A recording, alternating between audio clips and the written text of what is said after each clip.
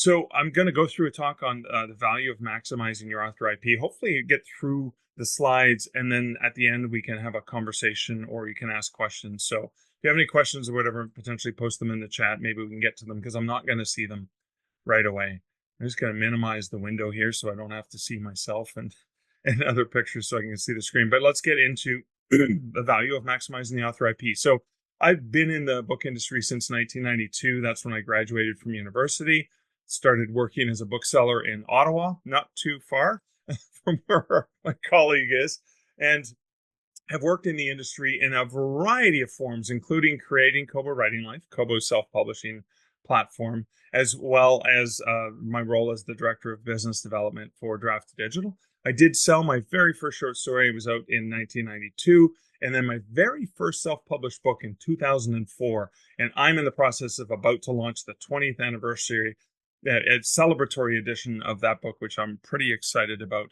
But I'm all about embracing traditional publishing, self-publishing, and multiple ways of exploiting your income. Because the basic premise is that being open to all the possibilities available to you are going to help you leverage your IP, your intellectual property, as effectively as possible to maximize your earnings. Now, multiple income streams is really the basis and the important aspect, because if one income stream dries up and you have a dozen other sources of income, that's not going to collapse your business. It's going to allow it to stand on more legs of a stool. And when I use the term hybrid, I mean adopting an openness to working with traditional publishers, licensing your rights, as well as doing it yourself. And publishing wide means more than the stereotypical Amazon versus everyone else, so being exclusive to Amazon. It means trying the new platforms that come out and always being and embracing new opportunities, because there are more formats in heaven and earth than are dreamt of in your philosophies. And of course, the multiple streams of income provides security in the long term. So the mindset I really want to embrace or start with is the idea of self-publishing is not because you can't get accepted by a publisher. It's more about choice, and it's more about control. And when done correctly, the only self-publishing is self-directed. And that means working with editors. That means working with cover designers, etc. Now, the industry has adopted the term indie author as a way to, skew itself away from vanity publishing, etc. But they're evolving in the same manner as I've seen that the mainstream big publishers started off with. And the most important aspect here, of course, is thinking about not just a book, but thinking about what it was that created the book, the intellectual property and the rights associated with an idea you had, and that idea took the form of a story or a poem or an essay or whatever. That same idea can create multiple stories, multiple poems, multiple formats, and we're going to talk about that. So let's say you sell a short story to a publisher or an anthology or a magazine. What you're usually doing is licensing the rights, first North American serial rights, first English language world rights to have access to this. And when you self-publish your story or poem or book to Kindle or Kobo or Apple, what you're really doing is you are the publisher. You're not selling them or licensing the rights. You're allowing them to sell your product. In the case of Draft Digital, they'd be the distributor that distributes that product. You're still the publisher, and you haven't given up your IP or your rights. You're just allowing them the luxury, the privilege of selling your amazing story. So the publishing path options at a high level, you've got the big five traditional ones like the Random Houses and HarperCollins of the world. Then you have thousands and thousands of smaller or regional or academic presses that are all over the place. And then you sometimes even have digital only imprints as well. So those are, and traditional means they actually pay you. You do not pay them. In self-publishing or indie publishing, you've got the traditional DIY where you're doing everything yourself, or at least hiring everyone yourself. Then you have the more common when you do Google searches are the fully assisted, meaning you pay a company to find you a good editor and designer and stuff like that. And this is where I want people to be very, very careful. And I'll get to that in a second. And then you also have community self-publishing. And community self-publishing is nothing other than Twitter or Facebook or Instagram or Pinterest or any blogging or podcasting. That's community self-publishing. It's open, it's free to publish, and it's open and free for people to consume. That is still self-publishing, and it's a great way to generate an audience and engagement and understand and test market some of the content that you want to do. I'm a big fan of Canadian rock band Rush, and in the song Free Will, the line says, "If you choose not to decide, you still have made a choice. It means you can have it all. You don't have to only do one of them, and you can change it for each book." Now, the asterisk I left with fully assisted is the waters are shark infested. There's a lot of companies who prey on the hopes and dreams of writers, and they make millions and millions of dollars selling you lies, or selling you marketing packages you don't need, or that they're going to guarantee you're a bestseller. Well, if Penguin Random House can't guarantee that this new author that they signed and give $100,000 advance to is going to be a bestseller, I don't think a company that doesn't know as much about publishing as a company like Penguin Random House could guarantee you become a bestseller. Before you work with anyone in the industry, Google Writer Beware. Victoria Strauss has been running that for decades. Check it out and see if the company you want to work with is listed there. And that's a really good indicator. If they come up on Writer Beware, I would advise you to beware. Now, the other thing that's really important is understanding the pub contracts. And that's a whole day in itself of understanding that. But when you sign a contract, what rights are you giving up? What formats, what rights, what territories are you giving those up in? What rights do you still own, or when do they revert back to you? And that could be short stories, articles, or even book contracts as well. It's really critical to understand. So if you've signed contracts or you're leveraging self-publishing platforms, understand what rights you're giving up or what rights you're licensing before you're able to actually exploit your IP. And so I want to talk about embracing or exploiting the different formats, because we often think of a book as, oh, it's a print book or it's an ebook, right? And publishing indie usually means the two main things, ebooks and print on demand paperbacks typically. And they're usually free. You know, you can publish direct to Kindle, to Kobo, so Kindle Direct Publishing, Kobo Writing Life, or using a distributor like Draft to Digital for the ebook. And it's free for print, right? You can go to KDP Print, you can go to Draft to Digital Print, Ingram Spark as well, a place to get your print book out into the market. I would say Ingram Spark for print, definitely not for ebooks. And in addition, print is just one kind of format, because you can do trade paperbacks, you can do hardcover, you can create large print editions. So print itself breaks into at least three different formats, three of the larger formats as print. Another thing to think about is chapbooks. So as an author who got his start in the early days when you tried to build your name up selling short stories to small markets, and then maybe you'd get a agent to take you seriously. I have hundreds of short stories, so I've put them together into these little digital chapbook style, 3 or 4 stories. So Tricky Treats is a collection of Halloween stories, 3 Halloween stories. Bumps in the Night is a collection of 4 stories meant to be read around a campfire. So you've got various, obviously I'm writing horror and a lot of dark stuff, but I've even released short fiction for 99 cents in various genres and forms, and many of them are either 99 cents or free, as they are leaders into the rest of my stuff. You can do them as ebooks, but you can even do those short printed books that I can have available when I'm doing in-person sales. Here's an example of 6 books that I've licensed to Canada's largest independent publisher, Dundurn, out of Toronto. And these are true ghost stories of Ottawa, of hospitals, of libraries and bookstores, of Hamilton, Ontario, of Sudbury, Ontario, and of Montreal, Quebec. Now, I've licensed the rights to these books to the publisher. They're traditionally published. They sell for $25 each. The publisher controls the price. I get 8%, which basically means I'm either getting $2 on a solo authored book, or if it's a co-authored book, I'm getting $1 when that sells. So that's definitely could become a smaller income stream in some ways. But I've also self-published this really short journal, Ghost Hunter journal, that I sell for $5, and that just allows me to have another product on my table that's a little bit cheaper. And it also it's a guide. It's a guidebook to how to go on a ghost hunt, and what are the legalities, what are the safety, what's some of the equipment you should have. And that's the first perhaps 25% of that book.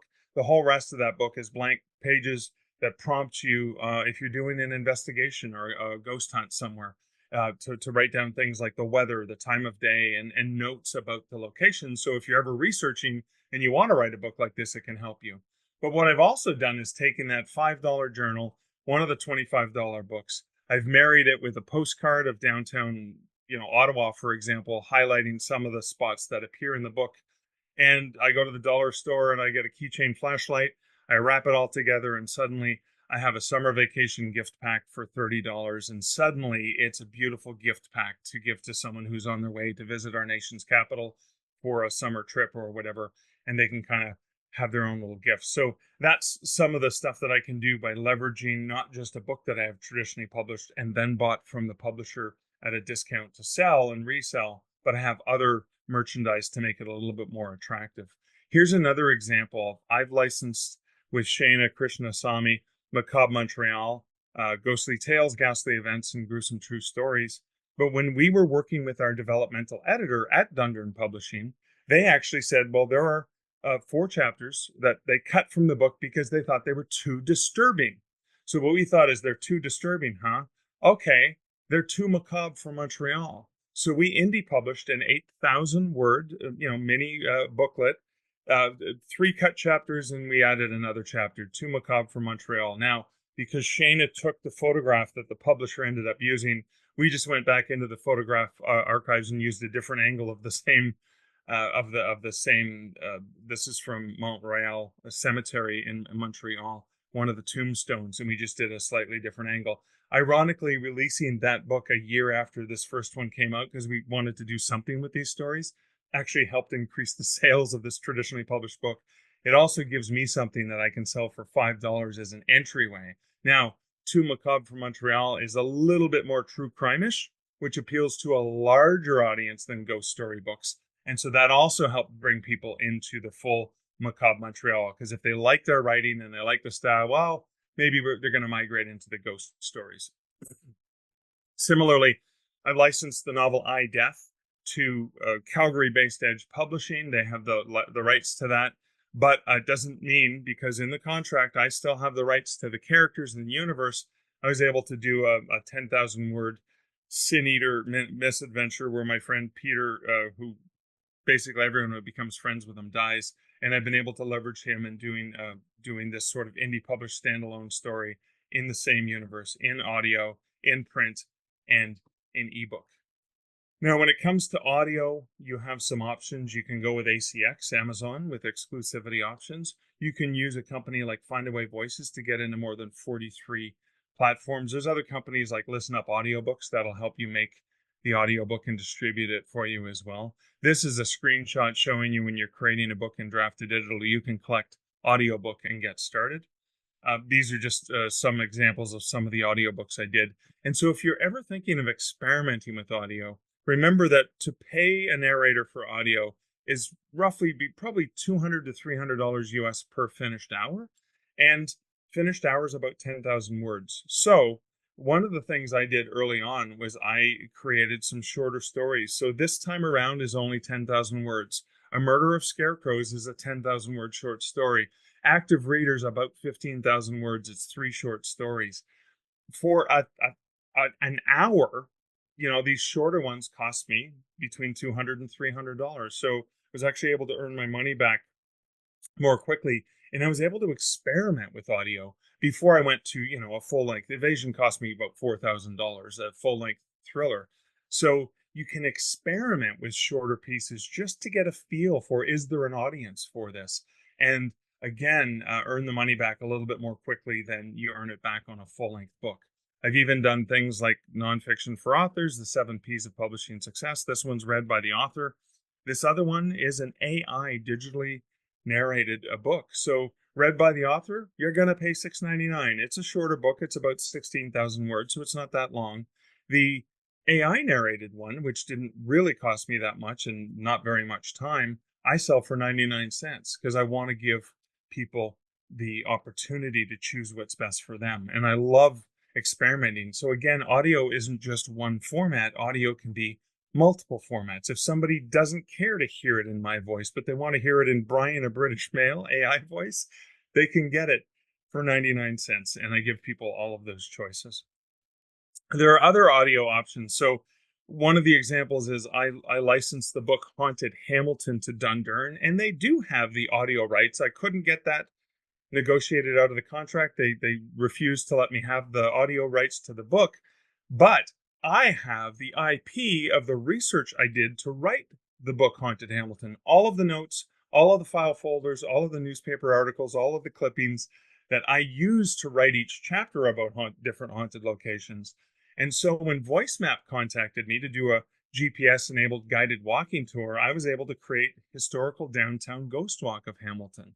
And if you open up the app for free, you can listen to the first stop on the tour, and it would say, "Hi, this is Mark Leslie, the author of Haunted Hamilton. You're about to go on a half-hour guided walking tour of downtown Hamilton. Several of these locations appear in my book Haunted Hamilton, and some of them, I guess they were too short for the book, but I've included them on this tour. Let's get started. You should be standing with the Hamilton Armories on your left. I'm going to tell you a little bit about that, and when I finish, I'm going to guide you to walk south down King Street, where we're going to get to the haunted Tivoli Theater." And because it's GPS enabled, my voice pops up and says, "Okay, now that we're at the Tivoli Theater," and it's based usually within about 10 feet of a specific spot on a map. Fantastic. Ironically, I released this in late 2019, just before the pandemic, where you couldn't go on ghost tours in a group. And so suddenly the sales of that took off. So I've leveraged VoiceMap in that way, leveraging a different piece of the IP from a book that I licensed to a traditional publisher. Similarly, you can see this time around, I have paid Scott Overton to do a narration of my Canadian Werewolf series. But over on Google Play, for free, once you load an EPUB, you can create a free audiobook generated by computer's AI voice, and it's actually relatively good. So again, people have the choice to purchase the professionally narrated one I paid for, or for a really cheap price, 99 cents, $2.99, they can get the computer generated. And again, it's just different multiple streams within audio for getting access to it. Same sort of thing happens in eBooks. You can, I like to say, embrace, reuse, recycle, republish. So I sell short articles. I sell fiction to various markets. I get money for it. The rights revert back to me after X amount of stated time. I have reprint rights I can resell to other markets. I may only make $100 on the resale, but that also helps. And then I can self-publish them into ebooks or collections. Because when you think about an ebook, you're not restricted to it having to be 300 pages bound between two pieces of cloth. Here are some examples of some long-form narrative nonfiction, Blindsided by Russell Smith, which was an article in the Globe and Mail. And then it was also an unabridged 10,000 words. So the abridged article he sold to the Globe and Mail was 1,000 words. Here's the unabridged version that the Canadian Writers Group published. And Paula Todd found his true crime story of Karla Homolka, one of Canada's most notorious child sex offender serial killers, working in a school outside of Montreal under a new identity. And again, the 2,000-word article was published in a Canadian magazine, but the 12,000-word unabridged version was self-published as an ebook. I've done similar things with some of my short stories, and I think you've seen some of these in short story collections. The other thing I'd like to say is if you've sold a short fiction in English, doesn't mean that the translation rights aren't available. Douglas Smith, who's a Canadian speculative fiction writer from the Toronto area, just released this summer the second edition of a book called Playing the Short Game. Douglas has had his short science fiction published in more languages than most major award-winning science fiction authors, in Italian and Portuguese and Spanish and French and German. And not only did they pay him for these stories, but they also paid for the translation. So this is a great book I highly recommend. I've even experimented with BabbleCube, which you've got to be very careful because anyone can hang up a shingle and do a translation. Fortunately, I've had people who are able to read in the native language as well as English. So my Italian version of One Hand Screaming actually came off okay because I actually had somebody who who could actually proofread it in Italian and understand that it was good. And the same thing for, I believe that is a Portuguese version of Active Reader. So when you're thinking about ebooks, you're thinking about selling your stuff digitally. Amazon, of course, is the world's biggest bookstore. It dominates the US and UK market. But Apple and Kobo, for example, have a really decent presence in other countries in Europe, etc. You think about the big four, and you can get to them direct, or you can use a third party. I'm partial to draft to digital. That's Apple, that's Kindle, it's Kobo, and it's Nook. I would even argue that potentially Smashwords, now owned by Draft to Digital, may be the fifth big of the big publishing platforms. But you also have Google and Tolino, again, Smashwords, Scribd, Playster, other platforms like that. And this is where I think it's important as an author, no matter how you're publishing, is to embrace universal book links, not just links to Amazon alone. Yes, Amazon's the biggest market, but a reader like myself in Canada, I look for their ebook on Kobo. That's where I'm going to get it. Or some people may only want to get the ebook through their library. And so a link to Amazon is not going to help those customers. They're going to have to do extra work to find your link, and chances are they're not going to want to do the extra work. So a free tool, for example, from Draft to Digital for a universal link to all the major platforms is an option. And you can create vanity URLs, and I'll show that to you in just a second. It's free to use, and you don't have to use Draft to Digital to publish. You can go to bookstoread.com and create these links. I use them for my self-published books. I use them for my traditionally published books. Here's an example. Evasion. It's bookstoread.com. I go in, I put in my link. You can see this thriller that I've self-published, and you can see the various stores it's available from. This is just showing the ebook links for now, because if you scroll down, you can see the print book links and the audiobook links, etc. I just wanted to cut off the screenshot there. It does start off with bookstoread.com/b/gobbledygook. It's a randomly generated URL, but you can go in and see if, for example, your book title is taken or not. And if it's not taken, you can lock that in, and now you have a vanity URL. So much easier for people to find when you're doing radio or podcast interviews. But again, my traditionally published Haunted Hospital is not published through Draft to Digital. I can still use the Books to Read link for and create that link. This is an example of the analytics I get. So this is my urban fantasy Canadian Werewolf in New York novel. I can actually log in and see, okay, this is how many people have viewed this link. This is how many people have clicked the link. And here are the top click-through links for Amazon, Apple, and Kobo.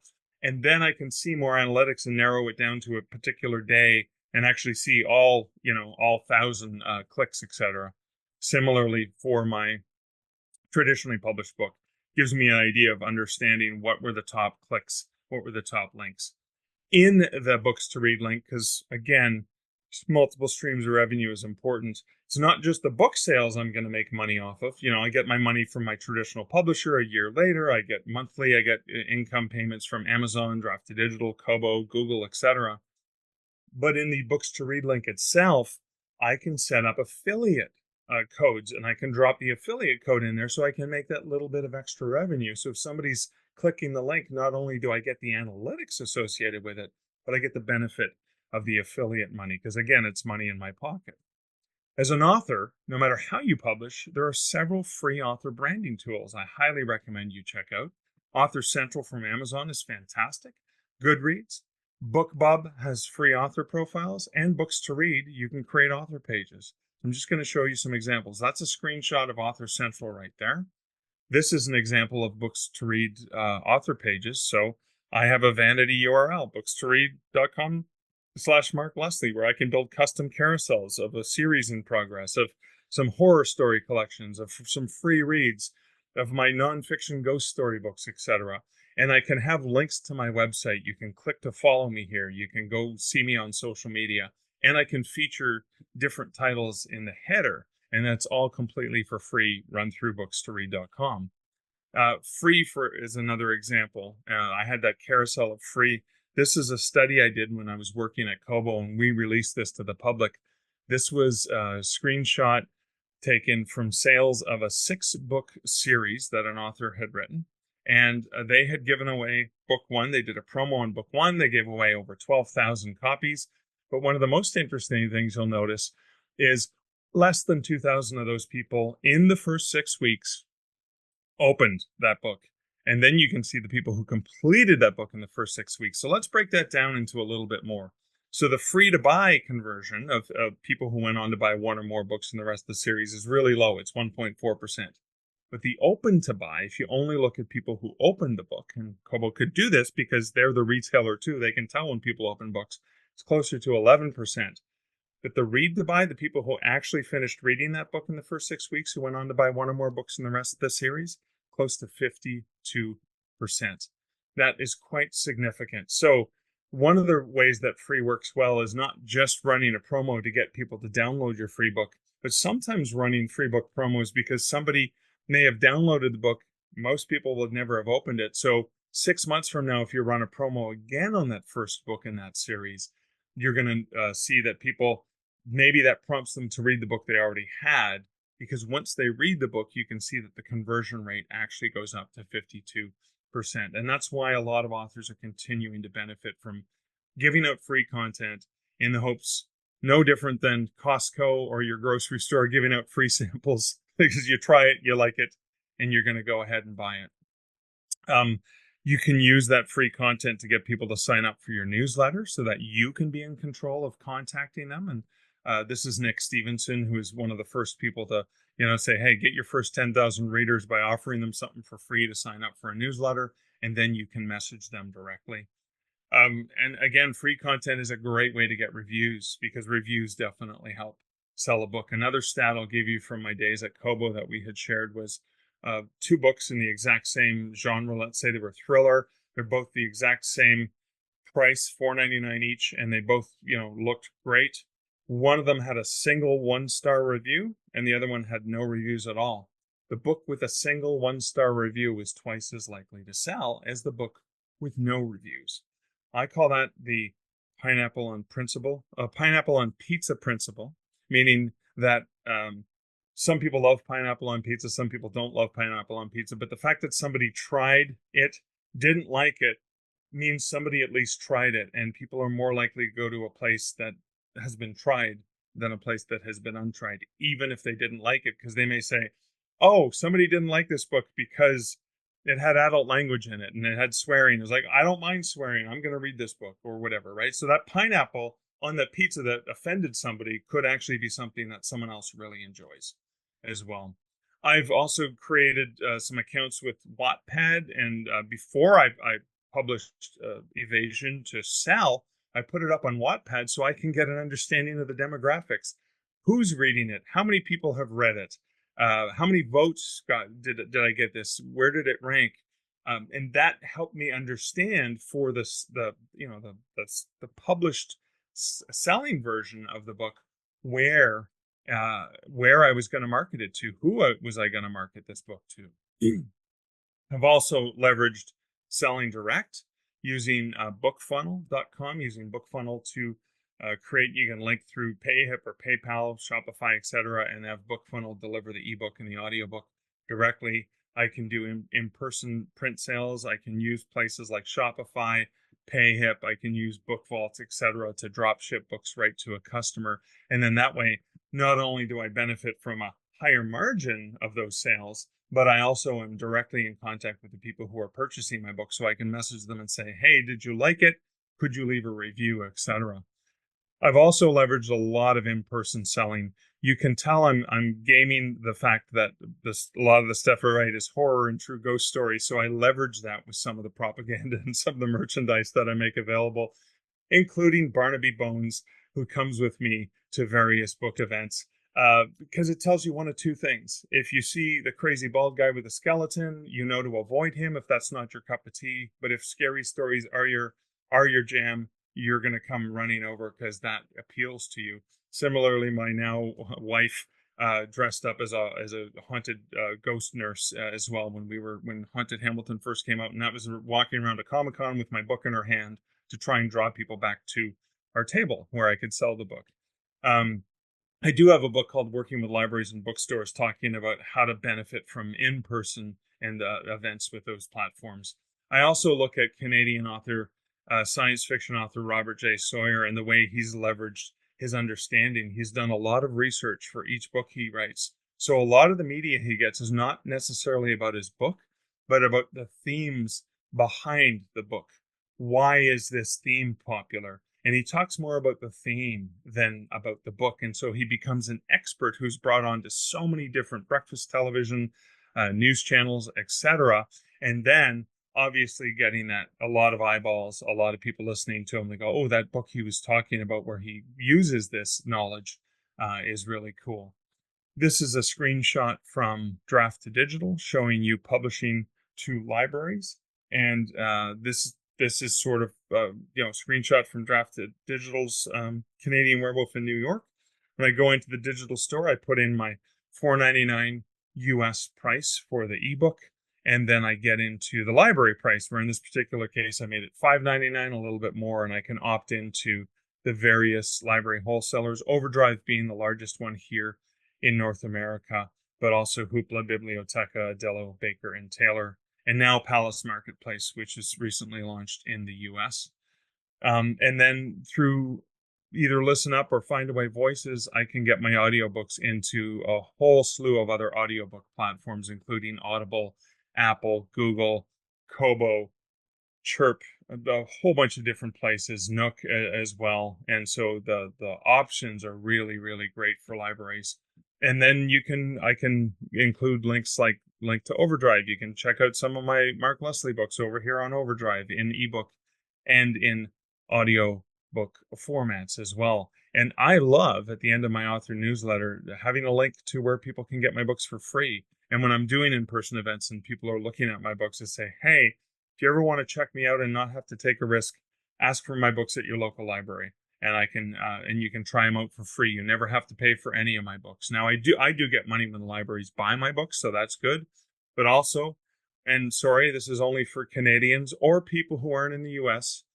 Because public lending rights are a great way for Canadian authors to get money for their books available through Canadian libraries. There are 36 countries around the world, including the UK and Ireland, Australia, New Zealand, etc., that if you just search public lending right in general or PLR International, you can find out if your country, if you're not in the US, has a public lending right program. And if you are a US author, I would reach out to the Authors Guild or any of those author associations you're a member of and say, why haven't you guys fought for this for us yet?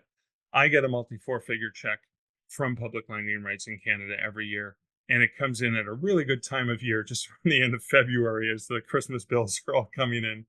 I've also collaborated and done lots of multi-author bundles, used platforms like Story Bundle and Humble Bundle to get together with other authors. And also, we each leverage our own platforms to try and get other people to get us to read our stuff and to check out some of our stuff. A great way to collaborate with other people. Here's another Canadian author, Chris Humphreys from Canada's West Coast, where he sold Penguin Random House, the book Chasing the Wind, but they only purchased it in Canada. So he had the IP rights and he exploited it by making an international version and published it only everywhere in the world except Canada, because Random House had the rights there. Rob Sawyer has done the same sort of thing. This is an example of his North American edition, Canada and the US, of Quantum Night, and then an international edition. He's actually since revised that into a better cover since that first cover that he released back in the day. He did the same thing with the Oppenheimer alternative, which was released just in time for the anniversary, as well as the movie from last summer as well. And so that's just to talk about the international edition and the self-published edition. He actually sold the rights to two different publishers, one in Canada, a different publisher in the US for the print edition, and then he kept the ebook rights all across the board. This is an example of Rob having worked with Audible. Yes, that's Brendan Fraser, who's one of the narrators who appeared in this really brilliantly best-selling The Downloaded, which he's now working on the sequel to. And of course, Rob, there's the self-published.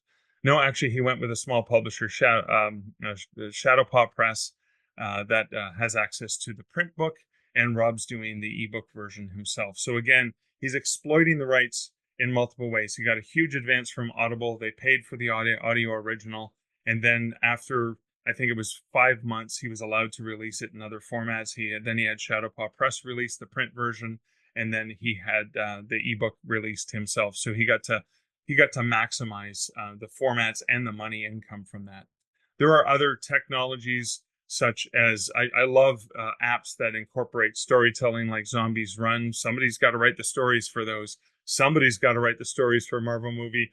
And then even fellow Canadian who import from Australia, you can see Story City is another place where you can actually create GPS-enabled stories in an app, interactive, really fun. So it's not just the idea that becomes the novel, it's the idea that can become so many other things. I do encourage you to embrace your imagination because you're a writer, you're a creator, you're imaginative. You are going to discover new ideas, new experiments. Hopefully, some of the things I talked about today maybe sparked an idea that you're going to take in some other completely beautiful direction because you're going to be the champion and the pioneer of your own path. That is me, some of my contact information. I'm now going to stop sharing the screen. I'm going to shut my app for a second and take a drink of water and hopefully have a chance to see some of the questions that came. Whew. All right. One, I don't know where you get the energy to do this. Let's start with that. You're really busy. It's crazy.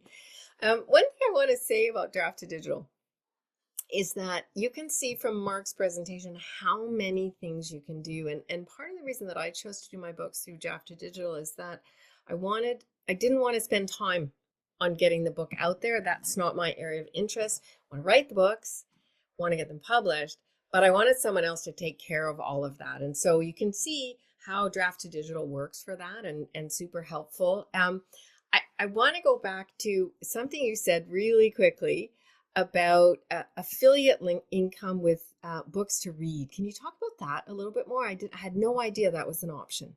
Yeah, so in Books to Read, you have the universal link. You drop in your links for Amazon and other places.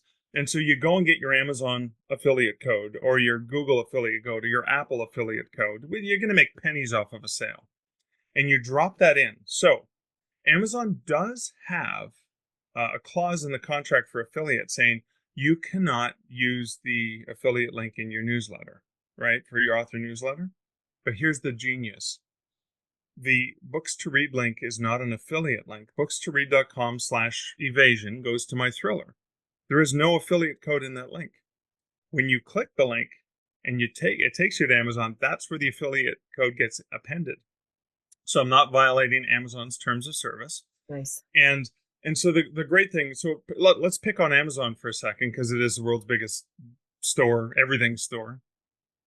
When an affiliate link lands on Amazon and somebody uses it, somebody purchases your book or downloads whatever the free book for whatever, that affiliate link is associated with their account for the next, 14 days, something like that. Every purchase they make on Amazon for that next 2 weeks, you get an affiliate commission. So on a book, maybe you make a half a cent or a quarter of a cent. But what if they buy a refrigerator? What if they buy something like a computer or something really expensive? That could be $5. That could be $10. That could be $25. Again, my affiliate revenue is never huge, but I'd rather get in a year, like an extra $100 because it's $100 in my pocket and not someone else's pocket. So that's another thing. And the other thing I failed to mention is if you love Draft to Digital, and Christina, I hope I told you this, you can, with Draft to Digital itself, create an affiliate link. So I have drafttodigital.com/Mark Leslie. So anyone who signs up for a free Draft Digital account, what happens is Draft to Digital gives you half of their revenue to the affiliate person for the first 2 years of that author's sales. So again, maybe I've only made $70 off of that, but I've made an extra $70. I'll take it. I didn't know that, and I talk It's about called it's a refer a friend program. So if you go to your Draft Digital account, you go under account, and then you'll see there's a whole bunch of options. There's a refer a friend program. Click on that. You can create a vanity URL, like I have drafttodigital.com/Mark Leslie. And then anyone who uses that link, for the first 2 years of sales of that author's books, I just get a small cut. Nice. And I'm getting it out of Draft to Digital's cut. It's not hurting the author. Right. Right. Which is also very important because we're all authors here. So super important point. Yeah. The other question was about book funnel and using it as a direct sales channel. Can you talk about that a little bit more? Yeah, thank you. So bookfunnel.com, Damon Courtney, who runs BookFunnel, is one of the sweetest, most generous, wonderful people you will ever be lucky enough to meet. just a great guy. And he was a fantasy writer. He actually hasn't written since he started the company, but he's also a programmer. And he realized that authors were having trouble delivering, like when I ebook to the readers, like, oh, I have a free book. You'd sign up for my newsletter to get it for free. Because one of the things we're not good at as authors is tech help, tech support. So with BookFunnel, I can have a BookFunnel link that says, hey, do you want this book for free? Click here. And then it walks you through, how do you want to read this book? On your computer? Okay. On your Apple device? On your Kindle? On your Kobo? On your Nook? Et cetera, et cetera. And then you click the buttons and it tells you what to do. So for example, if I say Kobo, it says, okay, go to your Kobo, open up, there's this one tab, go to the web browser, type this URL in the web browser. It's a nice short one. And then suddenly your book is automatically downloaded to your Kobo. And so they do the tech support. So what I do, for example, for my the books that I sell, I have an account through Stripe or PayHip. I can't Could be remember. Stripe. It was Stripe or PayHip. Yeah, Stripe, where I have a store, Stark Publishing, and I have my books listed there, and I've connected it to BookFunnel. So I take the money through Stripe, and then it automatically triggers. It off that email address who purchased it. They get a receipt from me from Stripe, and then it says look out for an email from BookFunnel. That's how you're going to get your book delivered, and they automatically get an email from BookFunnel saying come get your book here. And so where are you selling those books from? Is that on your website, your newsletter? Beyond my website, I can have a link from markleslie.ca, but I also have the store on Stripe, and I'm in the process of wanting to move that over to Shopify because it's a lot of work, but I can brand it. So yeah, it's a link and I include that link in my universal book link, right? The Stripe link is part of that. So you want to buy it on Amazon, you want to buy it directly from the author, do you want to buy it from Kobo? And again, on those direct sales, I'm not making 70% or 60%. I'm making closer to 90, 95% on the ebook sales. Right. Because Stripe is taking such a small percentage. Is that the reason? Yeah, what's the credit card fees and stuff like that, right? So it depends on the what you're paying, because I'm paying a monthly service, but then if you pay more, they take less of a percentage. So you can modify that as your business grows. Yeah, because I mean, a lot of our authors have their own websites, have their own mailing list, their own social media, and it seems to me this is a great way to keep more revenue for yourself rather than sharing it. Yeah, and more important, I think, is the contact. So when somebody buys one of my books on Amazon, great, I'm happy I get money from Amazon, but I don't know who it is, and I can't contact them. But if they buy it from me, I can have hey, do you want to sign up for my newsletter? I can say, did you like it? I can even send them stuff. Oh, did you like that? Great, I'll send you the next one for free. I can do whatever. I can do that marketing myself, which is great. Nice. Kat wants to know, how much time do you spend maintaining all of these links and sites? Okay, so the cool thing about Books to Read is once it's set up, I never have to touch it again. I mean, I may have a new platform that my book has been published to. I go in and add a link, but that link is there, and I don't need to touch it, right? But the challenge I think that us authors have is how much time are we going to spend working on making our books better? How much time are we going to work on writing new books, getting the cover, getting the marketing copy, getting all that stuff done? And how much time we're going to spend marketing those books.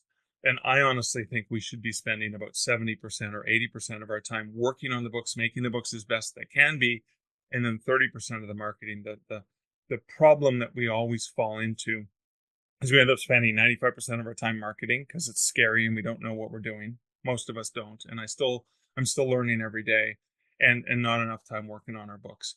And I think that's a challenge we have to. One of the things I would argue is, wow, all these things to market. Where do I go? Where do I start? When it comes to platforms and understanding them, and even social media, I would often say, start in a platform or a realm that you're already comfortable with. So, for example, if you're not a Twitter person, don't be trying to use Twitter to sell your books. But if you love Instagram and Bookstagram and stuff like that, and you love reading anyway, and you're reading, so for example, a friend of mine, Canadian author Samantha M. Bailey, is a brilliant contemporary a domestic thriller author. Her Instagram is okay, she's got a book launch, she's got a new book coming out, she shares stuff like that. Oh, the opening the box when she gets the books from Simon & Schuster, her publisher. But most of her feed is her talking about these great books she's read of other great Yeah. thrillers, because she loves doing that. And Yeah. so again, the brand she's building is, hey, if you like domestic thrillers, come check me out. And then every once in a while, like 80% give, 20% ask. 80% she's just sharing really cool things that she would share anyways. When a friend says, what are you reading? Oh, I love this book. That's what she's doing. She's not thinking of it as marketing. Yeah. But then when she says, I'm doing a book signing in downtown Toronto on this day, well, you can be sure you're going to get hundreds of people showing up because they follow her, because they're like, she just loves thrillers and I love thrillers, and therefore if she writes thrillers too, I'm going to like her. That Anyways, Yeah, that really interesting. Because yeah, quite often too, as a new author, you don't always talk about or share. yeah, That's a great thing. yeah. Or talk about the research. Like, think about Rob Sawyer. He doesn't really talk about, okay, my book's about this, my book's about, no, no, no. It's like, what would happen if Yeah. if everyone blacked out for 2 minutes around the world at the same time? That's the premise of Flash Forward. The premise is not my novel. The premise is, if you could see the future, would you be able to change it? Yeah. And that's something we all think about. Like, it's a universal thing. I can ask a question and it makes you think about yourself and what you would do. That's a great hook, for example, Yeah. as opposed to, my book's about a guy who. Yeah. Right. Yeah. Of course. I mean, that's fascinating. So Kit said, just to go back to the book funnel stuff in a little bit. She Yeah, said yeah. book funnel just did a study. And a book funnel link, even giving away an ebook for newsletter sign up, was 4 times more effective than an author's website link. People are familiar with book funnel and more Yeah. confident in the technology. So that's interesting. Yeah. And here's another great thing about BookFunnel, which I love. And thank you for mentioning that. So who mentioned that, KT? Yep. So thank you for mentioning that. BookFunnel has a great app for Android, for iOS, etc. Any book I got from any author on BookFunnel is in a single BookFunnel app, whether it's an audiobook or an ebook. So I don't need to have Mark Leslie's app. I can have books by hundreds of different authors all in a single app. It's kind of like the Mm. Kindle app or the Kobo app or something like that, right? So I can pick up my phone and I can have the ebook or the audiobook that I got through BookFunnel, whether I bought it directly from the author, whether I got a free newsletter sign up, and I can see them all. And so they make it so much easier. Okay. And it's trusted again, Yeah. right?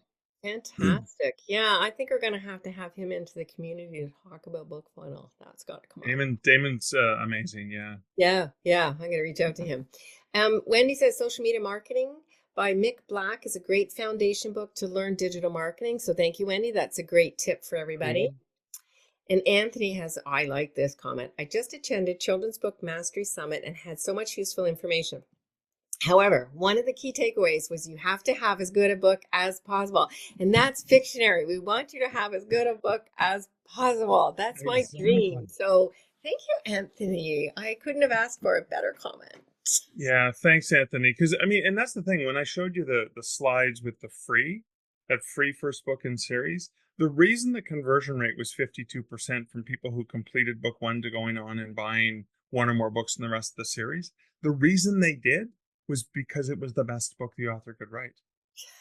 If the author had not done their job, that conversion rate would have been, well, I finished the book and I'm never going to read this author again. And so Hmm. the book itself markets the other books Yep. if it's well crafted. If it's well crafted, that's the thing. Yeah. It's hard to write a good story. Like, and everybody on this call knows this. It's not an easy thing that, oh, I'll just write a book. How hard can that be? Pretty hard, I think. So, at least for some of us. Maybe it's easy Yeah. for the odd person in the world. I don't know who they are, but it could. Terrific. Okay, any more questions for Mark? We're coming up to the hour.